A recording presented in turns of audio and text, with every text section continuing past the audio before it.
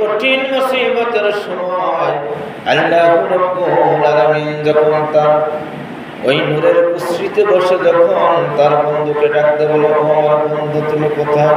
ইয়া মুহাম্মদ তুমি ইরফানি, হে আমার বন্ধু তুমি কোথায় রইলা? তুমি তাড়াতাড়ি আমার কাছে আসো।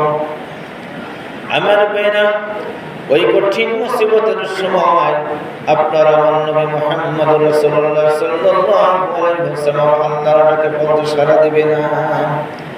রাহমাতুল লিল আলামিন নবী আমার কঠিন মুসিবতের সময় এই দুনিয়ার জমিনের সিজদায় পড়ে পড়ে তার উম্মতের মায়ায় কাঁদবে। কার মায়ায় কাঁদবে? উম্মতের মায়ায় কাঁদবে। তার নিজের মায়ায় কাঁদবে, তার আহলে বাইতের মায়ায় কাঁদবে না। কাঁদবে কার মায়া? উম্মতের মায়া। রাসূল দুনিয়াতে আসার সঙ্গে সঙ্গে তার উম্মতের মায়ায় কেঁদেছে, কথা ঠিক কিনা? 63 বছর জিন্দেগি আপনার নবী রাহমাতুল লিল আলামিন নবী আমার তার উম্মতের মায়া শুধু কাঁদে নাই, নবী আমার তার উম্মতের মায়া সুখের খানা খান নাই, সুখের ঘুমান ঘুমানে, কথা ঠিক কিনা? সুখের খানা খান নাই, সুখের ঘুমান ঘুমান নাই। নবী আমার 3 দিন পর্যন্ত অনাহারি। ওদিকে মা ফাতেমা রাদিয়াল্লাহু তাআলা আনহা তিনি 3 দিন পর্যন্ত অনাহারি। মেয়ে অনাহারি, বাবা অনাহারি। পর্যায়ক্রমে সংবাদ চলে গেল মা ফাতেমা এই দুনিয়াতে অসুস্থ হয়ে পড়েছেন, তিনি ক্লান্ত হয়ে গেছেন, অসুস্থ, জ্বর। রাহমাতুল লিল আলামিন নবী আমার মা ফাতেমা রাদিয়াল্লাহু তাআলা আনহা দরবারে চলে গেল। সালাম বিনিময় করে বলল, মা তোমার বাবা হাজির হয়েছে। মা ফাতেমা রাদিয়াল্লাহু তাআলা আনহা পর্দার অন্তরাল থেকে বাবাকে বলল, আমার প্রাণের বাবা, আমি তোমার সঙ্গে দেখা করব এমন পরিস্থিতি আমার এখনো হয় নাই। কেননা আমি এমন একটা পোশাক পরিধান করছি, আমি এমন একটা পোশাক পরিধান করছি যেই পোশাকে আমার অর্ধাঙ্গ ঢাকা, অর্ধাঙ্গ উলঙ্গ। আমি কেমন করে তোমার সঙ্গে দেখা করব? যেই নবীর মেয়ে, বিশ্ব নন্দতী নবীর মেয়ে মা ফাতেমা রাদিয়াল্লাহু তাআলা আনহা, যিনি তাম সৃষ্টি জগতের সমস্ত মহিলাদের সর্দারনি, কথা ঠিক কিনা?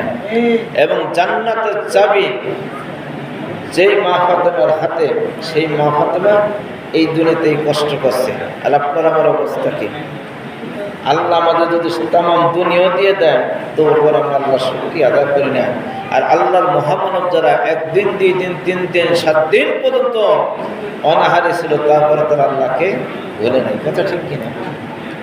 মা ফাতেমা রাদিয়াল্লাহু তাআলা কথা বলার সঙ্গে সঙ্গে রাহমাতুল লিল আলামিন নবী আমার তার বোঝার বাকি রইল না, বোঝার বাকি রইল না। মা ফাতেমা রাদিয়াল্লাহু তাআলা আনহার বেড়ার কিছু অংশ ছিদ্র করে তার ব্যবহৃত পাগড়ি মোবারকটা নিক্ষেপ করে দেন। সেখানে সুবহানাল্লাহ।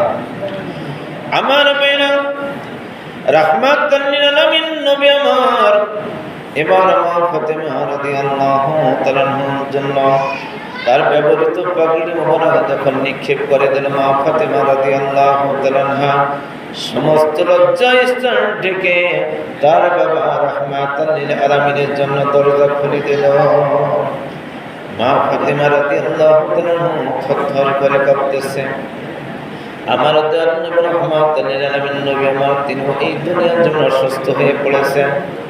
মা এবং মেয়ে দুজন এই দুনিয়াতে অসুস্থ হয়ে পড়েছে। আমার ভাইরা, আমার দয়াল নবী রাহমাতুল লিল আলামিন নবী আমার এবার মা ফাতেমা রাদিয়াল্লাহু তাআলা আনহাকে প্রশ্ন করল, মা আমি তোমাকে একটা পরীক্ষা করার জন্য তোমার নিকট এসেছি।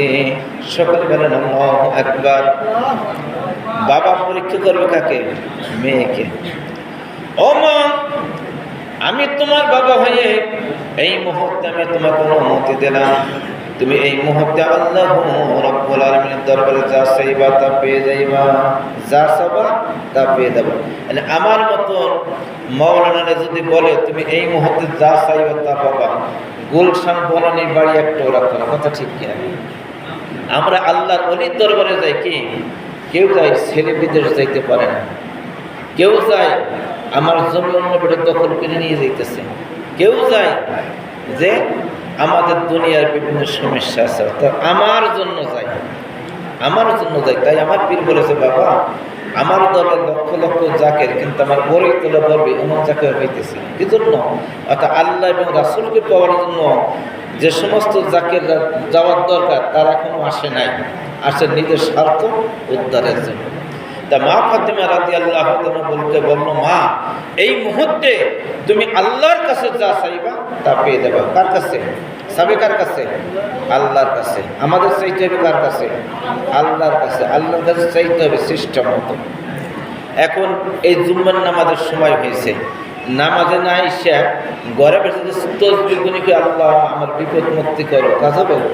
তাহলে জুম্মার নামাজ পড়া খরচ।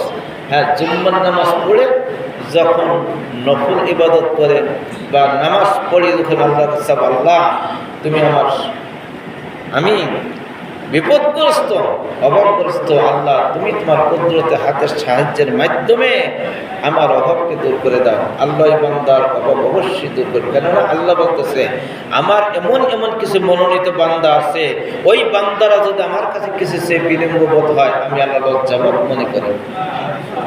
সুবহানাল্লাহ। তা মা ফাতেমাকে একবার দুইবার তিনবার বলো যে তুমি আল্লাহর কাছে যা চাবা তা পেয়ে যাবে। আমার ভাইরা, একবার দুইবার তিনবার যখন রাহমাতুল লিল আলামিন নবী আমার মা ফাতেমাকে বলল, এই মুহূর্তে তুমি আল্লাহর কাছে যা চাইবা তা পেয়ে যাইবা। মা ফাতেমা রাদিয়াল্লাহু তাআলা আনহার সঙ্গে সঙ্গে দুই হাত উত্তোলন করে বলে, হায় রব্বুল আলামিন, আমার বাবা রাহমাতুল লিল আলামিন একদিন নাই, দুই দিন নাই, তিন দিন পর্যন্ত অনাহারে একমাত্র তার উম্মতের মুক্তি, তার উম্মতের নাজাতের জন্য। হায় রব্বুল আলামিন, আমার বাবা রাহমাতুল লিল আলামিন এই দুনিয়ার জমিন আমার কাছে বলেছে তোমার দরবার চাওয়া এবং পাওয়ার জন্য। আমি আমার বাবার অনুমতি নিয়ে তোমার দরবারে হাত উত্তোলন করেছি। আমার বাবার গুনাহগার উম্মতের মুক্তির ব্যবস্থা করে দাও। সুবহানাল্লাহ। নবী যেমন তার উম্মতকে ভালোবাসছে, নবী যেমন তার উম্মতকে ভালোবাসছে, নবীর আহলে বাইত তার উম্মতকে তেমন ভালোবাসছে। এই চাওয়া পাওয়া হলো। তাই যেই কথা বললাম, নবী আমার ওই হাসরের ময়দানে কাঁদবে, হাসরের ময়দানে কাঁদবে। আল্লাহ তখন তার কুদরতি চক্ষু দ্বারা তাকিয়ে দেখবে যে তার বন্ধু রাহমাতুল লিল আলামিন তিনি কাঁদতেছে।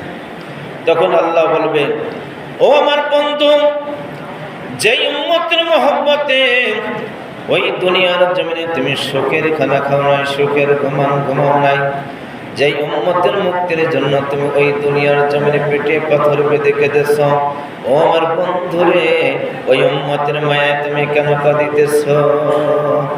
আমার ভাইরা, এমন সময় আল্লাহ রাব্বুল আলামিন বলে, আমার বন্ধু, আমি আল্লাহ তোমার চোখের পানি আর সহ্য করতে পারি না।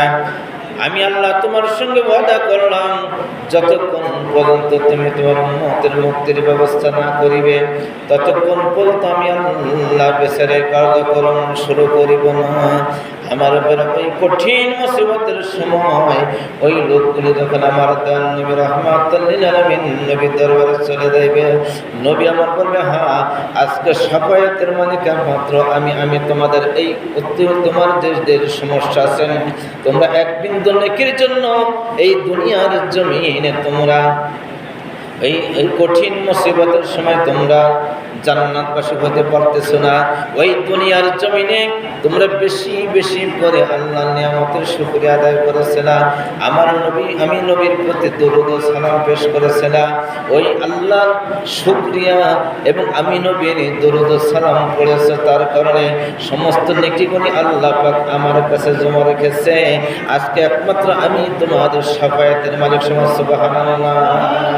ও দয়াল নবী গো, তুমি আমার হইও কান্ডারি।